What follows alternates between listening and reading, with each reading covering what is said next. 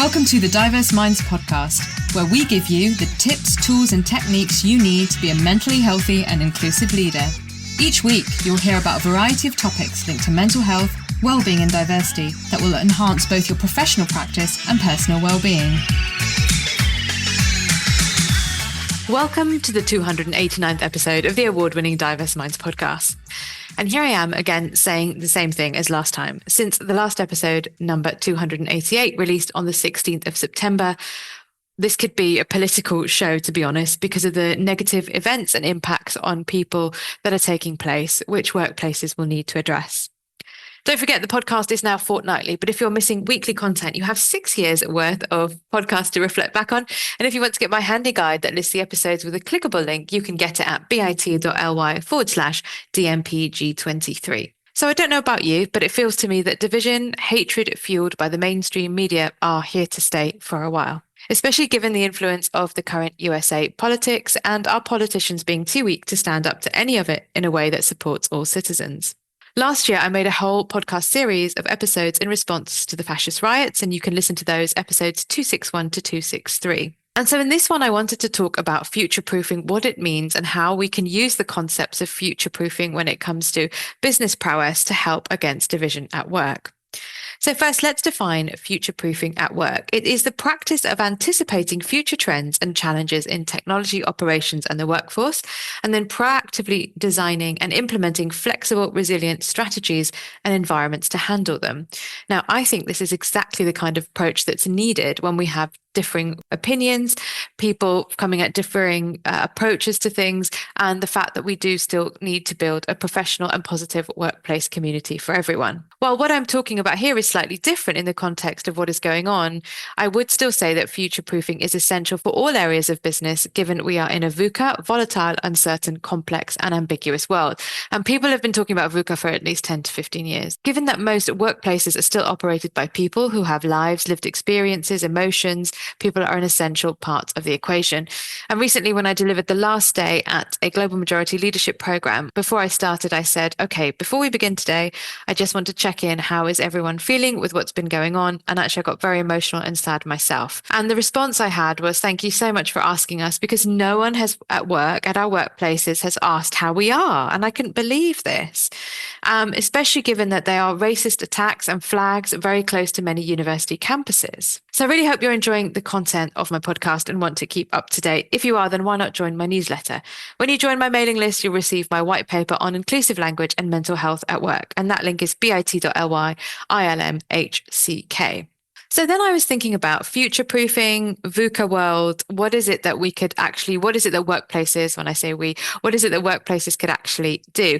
And it got me thinking about the mechanisms that we already have in place to do this. So as always, I will turn to the Equality Act 2010, and I thought a lot about the public sector equality duty specifically, which of course you can use and access across any sectors as they are bullet points on good practice. So future-proofing in my eyes through the equality objectives is really, I think, a helpful way to look at strategic goals, to look at how an organization views fairness, promoting diversity across every aspect of diversity, and addressing inequality for specific groups. And of course, those with protected characteristics. Now, we all have protected characteristics. We all have an age, we all have a gender, we all have an ethnicity and a nationality. So you see, that is very interesting to me, and I don't think that is covered and talked about enough. So that might be something you want to do in and of itself, is saying, actually, we're all protected because of these things. And that, I think, is quite an interesting piece of work to myth bust and show people that they're all protected and what the current law does do. So, the idea is with the Equality Act, it is about focusing on improving services, developing workforce, embedding inclusive practices into organizational culture. It is also about public sector being able to influence private sector when it comes to procurement, and creating equitable opportunities to meet the needs of all individuals in a workplace. So if we specifically go into the public sector equality duty, there are 3 key bullet points here, and that public sector organizations, but of course, I would say that actually all organizations would want to do this to advance equality, to foster good relationships between those with protected characteristics and those with none. And I would say that's everyone, and eliminate discrimination, harassment, and victimization. Now, of course, that will apply to public sector organizations because the definitions of discrimination, harassment, and victimization are in the Equality Act. And if people are not following that, you could obviously go to tribunal and end up in a lot of hot water, if you like, because you're not following those rules. So what might this look like then in a future proofing context? Well, let's think about a few of these areas. So if we think about evidence and data, that is often quite easy to do. Now, every organization is going to be capturing different data, and I think this is where public sector is probably much more ahead of certain private sector where there's quite gappy data often in this area. But gathering data, and then in terms of future proofing, you can spot trends, you can see what's going on, you can know what the picture is. I think the other ones are around inclusive participation and co-production, as we've talked about. So how you involve staff networks, although I know there's a big thing now about staff networks, and a story came out about the civil service saying staff networks must not be misused and must use their own time to meet, etc. But let's just call it staff representatives, however your organization does that, to look at designing, delivering the evaluation of policies and objectives, as in how they're working on the ground, what's working well, what needs to change. So then again, if something happens in this sort of VUCA environment, you've got a policy that has been inputted into with lived experience, information, and knowledge, and is not just really boring, if you like, redundant document that sits on the dusty e-shelf, as I like to call it. And then another area is around capacity and culture. So building organizational capacity for equity, inclusion, whichever words that you're using to foster this inclusive culture. So I think that relates to the public sector equality duty of fostering good relations between those with protected characteristics and those who do not have any, although as I mentioned, we all have something. And so this is around how do we create a good leadership, top down and bottom up, and understanding from the bottom level and really leading from the top level. So those are some ideas around equality objectives and what that might look like. And then I also want to talk about the PIN model, which stands for position, interest, needs. And it's something I learned when I trained as a workplace mediator. And I think this is very interesting to use on top of, so let's say you've never had equality objectives before, you're not from the public sector, so you've never used the public sector equality duties or set quality objectives in a very direct way. Probably work's been happening or things have been going on, but maybe not in a very direct way. And I think the PIN model is really useful because, of course, we think of it in mediation, workplace mediation, you've got two people. So you've got two different triangles where you've got position at the top, so it's the smaller end of the triangle, interest in the middle, and needs at the bottom, so that the base of the triangle, so the more stable base. But I was thinking this could be really, really useful because, in organizations, there are conflicting positions, different wants and interests that are stated or in fact not stated. And there are underlying reasons and motivations behind what people say they want, what they need, and politicking often will get in the way. So people might be able, certain people in an organization can say their non-negotiable requirements, other people can't. So the idea is that you move down the triangle from the superficial position to the core needs, and this model can help identify shared interests, uncover creative solutions, and where people can both win, and foster constructive dialogue. And I think that's the key thing that we're really missing by revealing what people truly require to be satisfied. And I talked a bit about it in the last episode, 288, around balancing the different perspectives. That was more about perspectives than needs. But essentially, positions are specific solutions or outcomes that people or an organization say they would like. The model is used in conflict, but I'm going to relate it to, let's say you're setting an equality objective, and the characteristics will be public, and it's the first layer that people present. So an example could be you have a working group, you've decided to refresh or review or set some equality objectives or statements that you want on your website. And an example could be that we as an organization will increase female leadership at a particular grade and above by 10%. So that is an example of an objective. So the interests, then if we move on, so that would be the outward position. That's something that you would maybe put on your website openly, maybe not. Or maybe you'd put it if you're applying for an award, or you might put it on the intranet, for example, depending on what's going on in your organization. Right, then we move on to interests. So these are the deeper motivations, desires, and concerns that drive the position. So they will explain why someone wants that position, or in this case, why do we want to see increased female leadership at a particular grade and above by 10%.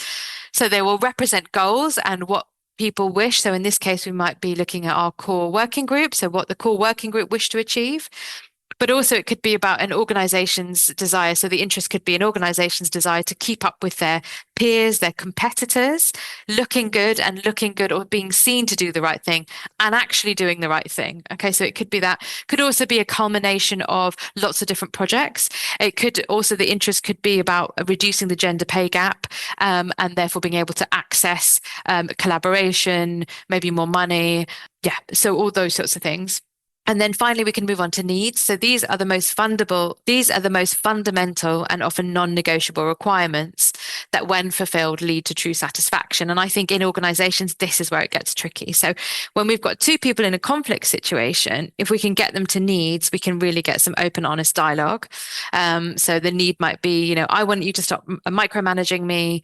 I just need control. And actually the need is, I really need to be seen to be really good at my job. I really need to be valued as an autonomous member of your team. And that's when the sort of the gold happens, if you like. But I think in this context, the core of the matter, or as the model is meant to be used for conflict, can be the hardest to get to, especially when you've got competing needs in an organization. So in this context, if we think about our objective of we're going to increase female leadership at a particular grade and above by 10%, that is our position. Our interest is, the desire could be to keep up with peers, to look good, to do the right thing, to reduce the gender pay gap. And then the need could be, well, actually, we really need to save money. We need to stop people hemorrhaging and leaving the organization. And if we do that, we know that, yes, we might have to pay people more, but they're less likely to leave. To be seen as a leader, we really want to be setting an example in our sector. For many people in an organization, it will be to do the right thing. And it will, as I said, it's going to manifest differently in different parts of the organization. So the emotion range could be yay, it could be why and eye rolls. It could be, well, we better do something or else ... So it's not as easy to use this model, I think, in organizations because of everything that's going on in terms of how big organizations are. But I think it can be useful because I think the easy bit is to do the paperwork and say, these are our quality objectives. We put them on the website. We've put them here. We've had a launch event done. Actually, if we're going to have conversations about we're doing this because of our interests and actually our needs are, and communicating that and getting dialogue around it, I think that's actually an incredibly powerful way to do this. And if we go back to my original point around future proofing and what that means, this is like with anything, this isn't an overnight thing. But if we're future proofing or trying to, I think it's very difficult to future proof businesses, ways of working. And I think actually this is where universities have really fallen down. Future proofing has just not been done very well. That's a whole podcast episode in and of itself. But we can then start to move beyond the paper pushing and go into the dialogue, the discomfort, what's going on. What are the competing priorities? Actually, we all want to have a job. We all want to be an organization that can stay afloat, whether it's private sector, public sector, third sector. And not everything is in control. I understand that. So if in a charity sector, if a grant is pulled from a trust or foundation, even if you've got a 3-year grant and you've got that 3 years, and then after that, maybe that trust or grant or foundation isn't going to exist anymore. That's very difficult. So we can't always future-proof everything. But if we're hemorrhaging staff, we've got tribunals, people are going to go on Glassdoor and social media and give a bad reputation. Of course, that's not going to help the future-proofing of the other parts of the organization. It all has an impact. So it's easy to do the paperwork, I think, and sit around the table to discuss it. I think going back to the equality objectives and the public sector equality duty is a really solid start. Again, I want to reiterate, please check in with staff and see how they are. So many of us are really scared right now. And keep the PIN model at the back or front of your mind, as every person part of the organization will have this going on for them. And if we want to see real tangible change, I think we have to get to the needs. And maybe we don't agree with that needs, but when we get to the needs, we can start to have those conversations and really have very meaningful equality objectives and therefore get people to buy into the actions to see that change. And so creating this environment is not only beneficial for for individual employees, but of course it boosts morale, engagement and retention across an organisation. If you're looking to foster a positive wellbeing culture, maybe you want to talk about your equality objectives, how that might work, and you'd like guidance on creating strategies tailored to your team's needs, then Diverse Minds is here to help you. Please reach out to me to explore training, consultancy and coaching services designed to build healthy, resilient workplace culture. You can email me at Layla, Leyla at diverseminds.co.uk. If you enjoyed the show, please leave me a review on Apple, Spotify, wherever you listen to your podcast from. Don't forget my SpeakPipe, bit.ly/spkpdmp if you want to leave me a voicemail. And don't forget my TEDx talk, which is bit.ly/TEDxWolvesLO. And if you like it, please do share, like, and leave a positive comment on YouTube. And the resources for this episode are podcast episodes 261 to 263.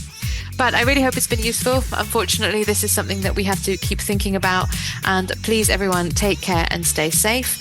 And I will see you next month, where we will be doing, I'm not sure yet, I've not planned it, but with everything going on, I will be thinking and contemplating about what will be most useful. If you've got any ideas, things that you want to hear about, please do email me, as I'd love to hear from you.